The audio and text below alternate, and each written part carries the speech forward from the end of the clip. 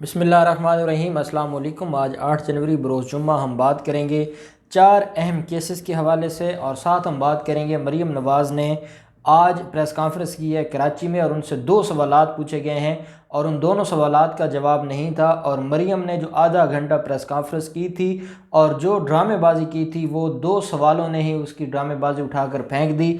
और मैं अप्रिशिएट करता हूँ उन जो रिपोर्टर्स को जिन्होंने ये 2 अहम सवालात पूछे, मॉडल टाउन का और नवाज़ शरीफ के दौर में जो 400 हज़ारा बिरादरी के लोग शहीद हुए थे, वो सवाल जिसका मरियम ने जवाब नहीं दिया और वो किसने क्या जवाब दिया, बड़ी जो है वो अहम डिटेल है, मैं आपके साथ शेयर करूँगा। लेकिन उससे पहले एक तो मैं अपने हज़ारा बिरादरी के भाइयों से गुजारिश करूँगा, हमारे दोस्त हैं वो उन्होंने उनका मैसेज है जो मैं पहुँचाना चाहूँगा। उन्होंने मुझे हुक्म किया है कि उनका जो मैसेज है वो जो है वो मैं उसमें वीडियो में बात करूँ।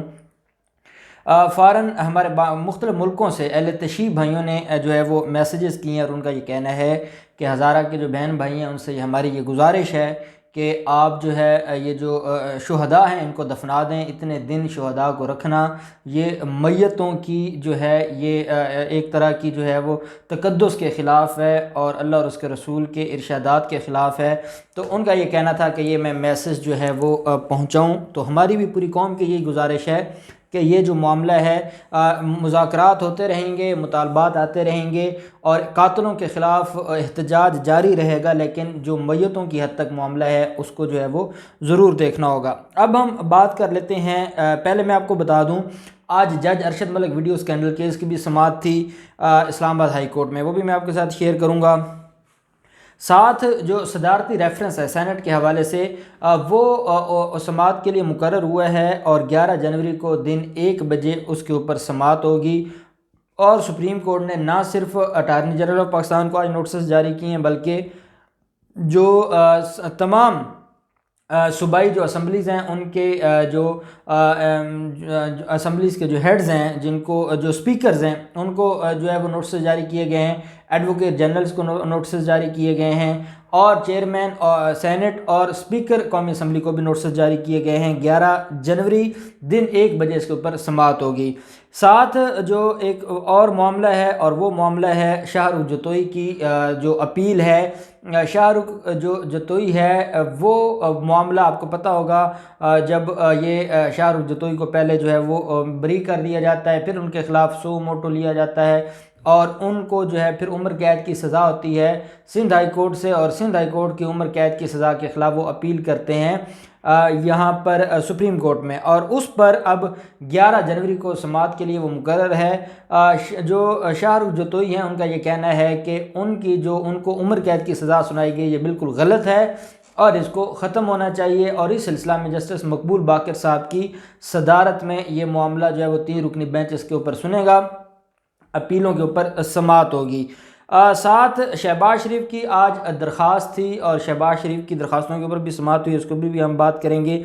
लेकिन मैं आपको बताना चाहूँगा जो मामला है जो जज Arshad Malik video scandal case का, जज Arshad Malik video scandal case में बड़ी अहम डेवलपमेंट ये हुई थी कि फैसल शाहीन एक मुलजिम है जो जेल में था और उसने एक दरख्वास्त ज़मानत फ़ाइल की थी। और वो दरख्वास्त ज़मानत जो है वो क्या थी, वो बेसिकली एक चार्ज शीट थी जो मरियम नवाज़ हैं या नून लीग की क़यादत है उनके ख़िलाफ़ एक चार्ज शीट थी जो फ़ाइल की गई थी। अब उसमें हुआ ये उस चार्ज शीट में जो चीज़ सामने आई जो आपको बताने वाली है वो ये है कि उस फैसल शाहीन ने ये लिखा था कि जो काम करवाने वाले हैं वो नून लीग की क़यादत है, प्रेस कॉन्फ्रेंस करने वाली मरियम नवाज़ हैं, फ़ायदा लेने वाले नवाज़ शरीफ हैं, शहबाज शरीफ भी प्रेस कॉन्फ्रेंस में बैठे थे और वो लोग जो ये वीडियो बनाने वाले थे, मैं सिर्फ मौके पर मौजूद था और मुझे मौके पर मौजूद होने की वजह से जेल में डाल दिया गया है। जिन्होंने ये वीडियो बनाई, जिन्होंने अपने मफादात के लिए ये वीडियो इस्तेमाल की और जिन्होंने अपने मफादात के लिए प्रेस कॉन्फ्रेंस की और ब्लैकमेल किया जजेस को, उनके खिलाफ तो एफआईए ने कार्रवाई कोई नहीं की, तो मेरे खिलाफ कार्रवाई क्यों है, ये दरख्वास्त फाइल की थी और साथ ज़मानत की भी इस्तदा की थी। दरख्वास्त में एफआईए ने रिपोर्ट अदालत में जो है वो सबमिट करवाई थी और एफआईए ने उसमें टाइम मांगा था कि हम मुल्ज़मान के ख़िलाफ़ इंक्वायरी कर रहे हैं और जिन मुल्ज़मान का जिक्र इस दरख्वास्त में किया गया है हम उनको भी उनके हवाले से भी मुख्तलिफ डाटा जो है वो हमारे कब्ज़े में आ गया है और हम उसके ऊपर तफ्तीश कर रहे हैं और हम इंशाअल्लाह इस केस को, जो अरशद मलिक वीडियो स्कैंडल है, इसको हम मंतकी अंजाम तक पहुंचाएंगे। और अदालत ने ये कहा था कि जैसे आपकी इंक्वायरी कंप्लीट होती है आप इस्लामाबाद हाई कोर्ट में भी वो जो रिपोर्ट है वो सबमिट करवाएंगे। ये 2 रुकनी बेंच था और उसमें जो 2 रुकनी बेंच में जस्टिस आमिर फ़ारूक साहब थे और जस्टिस बाबर सत्तार साहब, ये 2 रुकनी बेंच था जो इस केस की समाअत कर रहा था। आज फैसल शाहीन की दरख्वास्त जमातों पर समाअत हुई और फैसल शाहीन को ये बेनिफिट दिया गया कि क्योंकि वो ना वीडियो बनाने वाला था, ना वीडियो इस्तेमाल करने वाला, ना वो बेनिफिशरी था, इसलिए अदालत ने उनकी जो दरख्वास्त जमानत थी वो मंजूर कर ली और 7 FIA को दोबारा तलकीन की। अदालत ने दोबारा FIA से कहा कि आप उन लोगों के ख़िलाफ़ आपने क्या कार्रवाई की है जो इस सारे मामले को देखने वाले थे। जस्टिस आमिर फ़ारूक ने कहा कि वो 2 लोग कौन हैं, किधर हैं, जिन्होंने सबसे पहले 2002 में अरशद मलिक के साथ मीटिंग करके वो वीडियो बनाई थी। गैर अखलाकी जो वीडियो थी वो कहाँ हैं, तो उनको बताया गया जस्टिस साहब को कि वो जो है वो इश्तिहारी हो चुके हैं, वो मफरूर हो गए थे और उनको भी भगा दिया था नून लीग ने, और जो नून लीग की क़यादत है उन्होंने भगा दिया था और वो इस वक्त इश्तिहारी हैं। तो अदालत ने कहा कि जब मेन आदमी इश्तिहारी है और इसमें जो नवाज़ शरीफ हैं वो बेनिफिशरी हैं, आपके बकौल जो FIA का केस है उसमें यह है कि नवाज़ शरीफ बेनिफिशरी हैं, तो अब ये जो मामला है इसमें क्यों जो है नवाज़ शरीफ अगर बेनिफिशरी हैं तो नवाज़ शरीफ को आप जो है वो आप उनके मामलात को देख रहे हैं, बाकी अगर जो प्रेस कॉन्फ्रेंस करने वाले हैं उनके मामलात को भी आप देखें, तो हम इसको जो है वो जेल में रखने का कोई फ़ायदा नहीं है और इसलिए हम इसकी हद तक ज़मानत मंजूर कर रहे हैं। और FIA को कहा कि जो आपको डायरेक्शंस दी गई थी आप उसके ऊपर काम करें और उस पर रिपोर्ट अदालत में सबमिट करवाएं। तो मरीम नवाज़, नवाज़ शरीफ और ये जो पूरा गैंग है जिन्होंने पहले ब्लैकमेल किया, पहले वीडियो बनाई, फिर गैर अखलाकी वीडियोज़ को इस्तेमाल किया, फिर उम्रे पे जाके उनसे मुलाकातें की, फिर उनको घर बुलाया, फिर उनके साथ जो बातचीत थी वो सारी की सारी जो है वो सामने आ गई। अब हम आ जाते हैं मरीम नवाज़ के हवाले से। मरीम नवाज़ कराची हैं, कोयटा से वो कराची गई और उन्होंने कराची में प्रेस कॉन्फ्रेंस की। कराची में जो प्रेस कॉन्फ्रेंस की मरीम नवाज़ ने, और वो इमरान खान के हवाले से जो तनकीद वो कल भी उन्होंने की, आज भी वो तनकीद कर रही थी, तो तनकीद करते करते उन्होंने आधा घंटा जो है वो, जैसे उनकी एक आदत है, उन्होंने पूरा भाषण दिया। भाषण देने के बाद 2 सवाल हुए। एक सम्मा के रिपोर्टर की तरफ से सवाल हुआ जिसका जवाब मरीम नवाज़ ने नहीं दिया, सिवाय दांत निकालने के मरीम नवाज़ ने और कुछ नहीं किया। सम्मा का जो रिपोर्टर था उसने अदालत से ये कहा, मरीम नवाज़ से ये कहा कि हमें ये बताया जाए कि जब नवाज़ शरीफ के दौर में 400 हज़ारा बिरादरी के लोग शहीद हुए थे और वो धरना देकर बैठे रहे थे, तो क्या आप या नवाज़ शरीफ गए थे? जब यह सवाल किया तो मरीम नवाज़ को पीछे से परवेज़ रशीद लुकमा देते रहे। जब वो लुकमे की उनको समझ नहीं आई तो एहसन इकबाल बोलने लग गया, साथ खड़े थे, एहसन इकबाल बोलने लग गए। तो एहसन इकबाल को मरीम नवाज़ कहती हैं आप जवाब देना चाहते हैं, आप जवाब दें।